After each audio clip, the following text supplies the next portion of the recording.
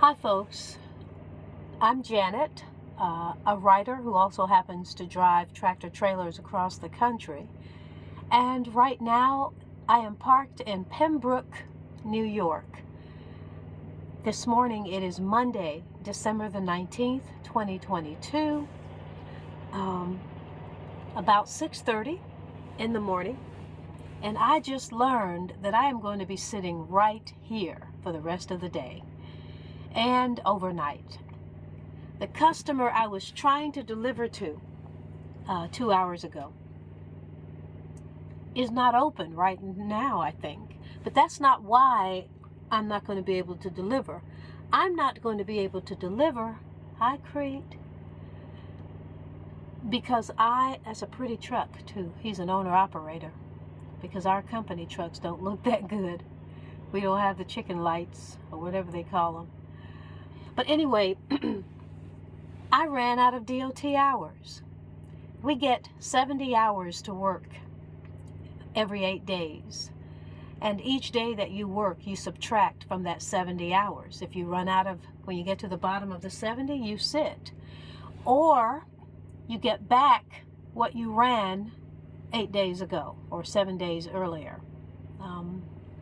So anyway, if you run through your hours, your 70 hours before that 8th day comes back, then you just have to sit, and that's what's happened with me.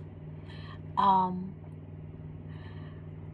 should not have taken this load because I was low on hours and I didn't get back any hours, and on top of that I ran into the snowstorm. And ice and snow, of course, always slow you down if you are a careful driver. So here I am, snowbound. But that excites me really because it gives me time to do things. One of the things I like to do is sit on the side of my bunk, pull out my bike pedals that sit on the floor, and pedal. I don't have any tension on the pedals. I don't need that. I just need the act of moving my legs and helping the circulation of my body. I do that as I read. The Bible is my foremost book that I read when I'm pedaling. Right now I just finished the book of Jonah. So Obadiah, Jonah, Micah is what's next. And the minor prophets are quite interesting. So a lot of denunciations, against nations, including Israel and Judah. But anyway, pretty soon I'll be finished with the Old Testament. It'll be the first time in my life that on my own I have read Genesis to Malachi. I've of course read the New Testament more than once, several times throughout my life.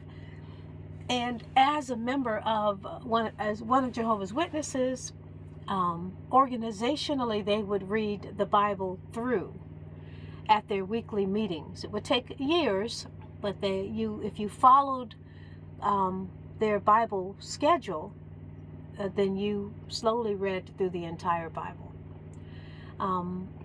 But anyway, this will be the first time on my own that I will have read the entire Bible. And the Bible isn't the only thing I read. I have a grammar book, Jane Strauss's Blue Book of Grammar and Punctuation, which is my grammar Bible. Ah, there's the guy. Without those men, we could not do our jobs. Truck drivers are praised, wasn't for truck drivers, the world would shut down and all of that other jazz that people say. But the fact is, the snowplow drivers are the ones that make the world go round. Without them, we could not be on the roadways. And they get on the roadways before the roads are safe. They get on the roads to make them safe, but that doesn't make them safe. So I'm very proud of snowplow drivers. I think that they are the real heroes of the highways. Speaking of heroes, we truck drivers were praised in 2020 because we kept going when the rest of the world shut down. Well, we didn't have a choice, did we? Nobody said, hey, go home.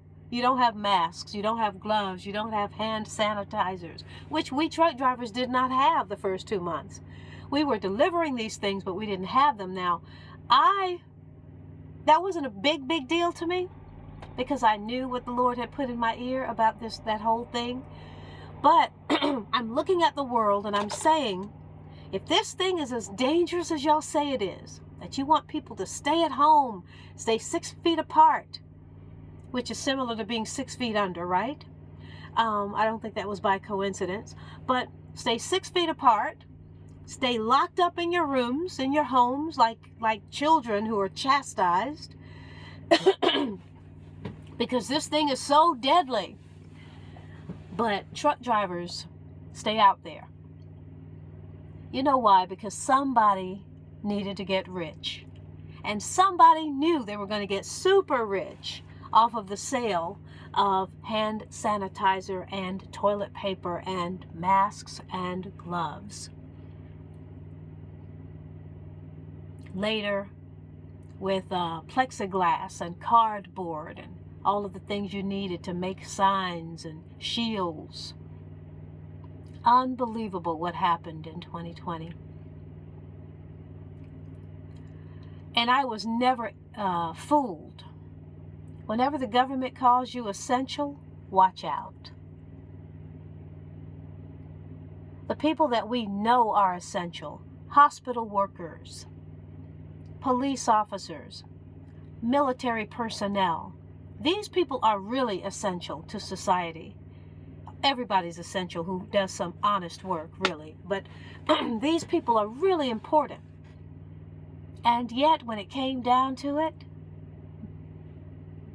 some of them lost their jobs because they refused the mandate that they put something in their body. How essential were they in that moment? Fired, some were forced to resign, some just flat out quit.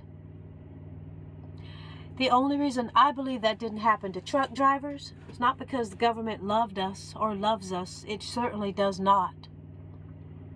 But it's because it needed us. Politicians got rich, manufacturers got rich, super rich, more rich, and they needed us for that. Besides, truck drivers are a peculiar lot, especially the real ones, the guys who've been out here for a while, the real truckers. You can't tell them what to do. Not easily. They've already peeped the game. A long time ago, they knew what the federal government was about, or is about. So many of them knew right away, oh, wait a minute, what they're telling you to do the opposite. And that's what we did. We gathered in parking lots. When people were 6 feet apart, we were standing inches apart on purpose, talking to one another. And although we didn't say why we were doing it, I am sure it was to demonstrate to ourselves and to one another that what they were telling other people was false. We rode in company cars together. Life continued as usual for truck drivers. It did. When we went into truck stops, we opened doors without gloves. Another fellow touched it without glove, and so on and so on. Beer coolers, water coolers for us. Soda coolers, we touched those handles. We went and talked to the people who worked in the truck stops. Without masks, we spoke to them. Without gloves, we dealt with them. And as an industry, the trucking world did not get sick. With us going everywhere, picking up germs all over the country, bringing germs from one place to the other, we as an industry should have gotten sick. And we did not. And it's not because we were in our trucks by ourselves. Because as I say, if I got out of this truck right now and went into that truck stop, I'm going into a zone that hundreds of people have flown through in the last 24 hours. Bringing their germs, leaving their germs. So I go in and these germs become a part of me. And that is what is happening. That is what was happening in 2020. But anyway, I didn't mean to get off on that topic. What I will do when I'm in the truck today, in addition to the Bible and the grammar book, I have several other books that I read. One is about high blood pressure, which I obtained from my father when he was alive, but I'm still reading it, even though my blood pressure is great. I don't have that problem. I think drinking water only and the tea I'm going to drink. My son gives me ginger root and lemon tea. Right now I have chamomile and organic chamomile and some other organic things that are in this tea that's in the truck. I'll have that. But usually I only drink water. And that, I fell off the wagon a minute ago though. Went back to my coffee for a minute and to my meat. But that lasted about a month. Now I'm back on the largely vegetarian diet, eating 1 time a day. I feel so good when I do that. 1 time a day, I mean. My body works better. My metabolism is so slow. I can eat, and 24 hours later, my body still hasn't processed what I've eaten, completely processed it. So when I figured that out a couple of years ago, I knew, okay, I need to go to 1 time a day. And so that's what I do. It's also a fast that works in conjunction with a deep prayer I have with the Lord. And so there's something I want to take place in the life of someone I love deeply, a little person that I love deeply. So I'm hoping that God will work a miracle in that respect and look out for the safety and well-being of this beloved young person. But anyway, I will read, I have a book about the Constitution, the U.S. Constitution, Declaration of Independence, and other documents from our history. I just feel it's important to know. People talk about what the Constitution does and does not give us the right to do, and I'm thinking, I'm a big dummy, I never read it. So now I'm reading it.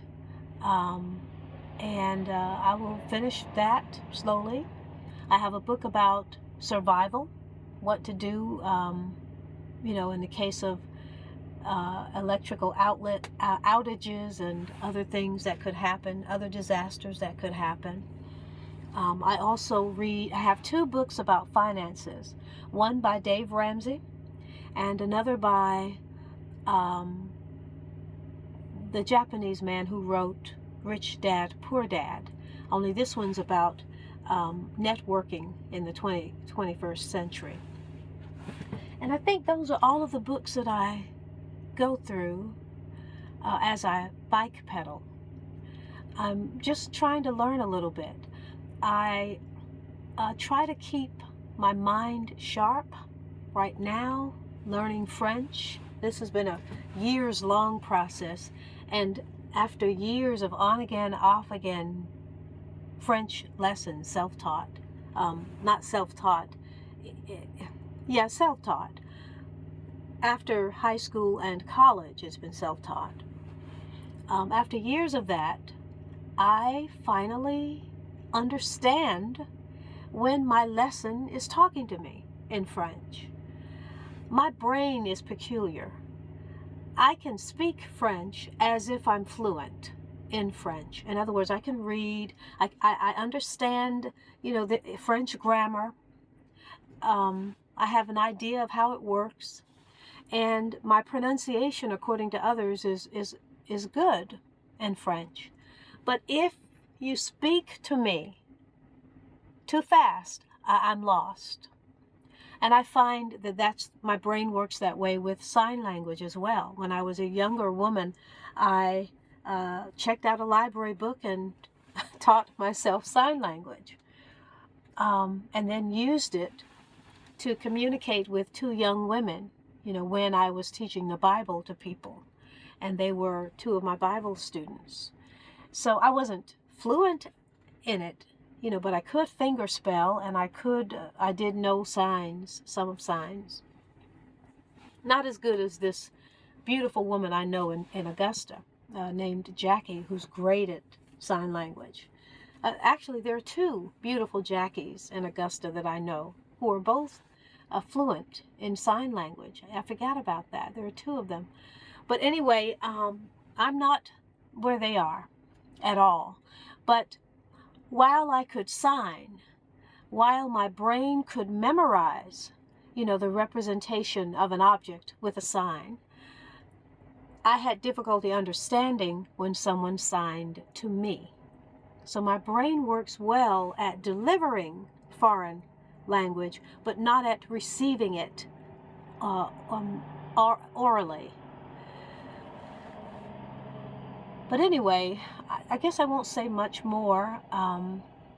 I will eat a vegetarian soup that my son gave me. Maybe toss in some other things with that. I have some Doritos. I may throw those in there and turn it into a tortilla soup. My son gave me also some black beans. I might throw those in there. And he also supplied me with 2 sacks of brown rice. So I have brown rice I'll make in my pot here. So that's what I'll do. I'll make some soup, brown rice. I'll read my books. I'll do my bike pedaling. I'll pray. I'll try to watch something interesting. I have a problem with my phone right now. I slipped on ice yesterday morning when I was in Ohio, and I didn't get hurt. I had on a thick coat, and that protected me. But I cracked a corner of the screen on my phone during the fall. It was in my pocket, and apparently I fell on it. And that has resulted in a streak of pale colors going up one side of my phone. At first it moved, and it was just crazy. Now it seems to have gelled, and I permanently can't see the right quadrant of my screen. So I'm surprised it's allowing me to film this video, but it is, and so I hope I'll be able to upload. I've got to get another phone. This is a Verizon, and some truck stops have Verizon booths, kiosks, so I don't think that this one does. I would actually have to walk across this treacherous parking lot to find out, and I'm not willing to do that after slipping yesterday. But I've got to get some ice cleats for my boots. Crete will supply you with those if you're at the right terminal that has them. But anyway, I guess that's all I wanted to say. I just really wanted you guys to see something different. I've never, out of my windshield, had an ice and snow setting, so I just wanted to show that. But I look forward to the day. Thank you for listening. I hope I didn't waste too much of your time.